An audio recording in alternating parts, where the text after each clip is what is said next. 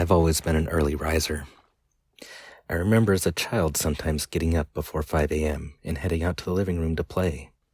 I would sit with my back to the heater, trying to soak up its warmth, as I listened to my dad getting ready to leave for work. The smell of pungent black coffee would fill my nostrils as he filled up his thermos and threw his lunch together, and headed out the door to his old green truck to start his early shift, building boats for Tollycraft. My dad was a mechanics foreman at Tollycraft in Kelso, starting in the early 1970s. The few times I visited the plant with him, I can remember seeing the prow of yachts sticking out of the building and being awed by their size.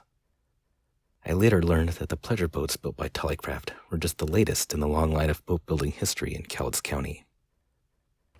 Before Europeans, the Cowlitz and Chinook people were masters of the rivers, with their dugout canoes made from the area's massive cedar trees. When whites arrived, their newfangled steamships were not far behind. Roads remained crude, so rivers were the highways, and steam engines fought the currents easier than wind or muscle. The first steamboat built on the Cowlitz River was the Rescue, built in 1864 at Monticello.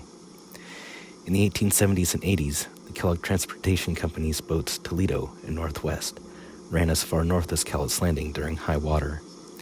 The steamboat and its supplies were so welcome at Cowlitz Landing that they changed their name to Toledo.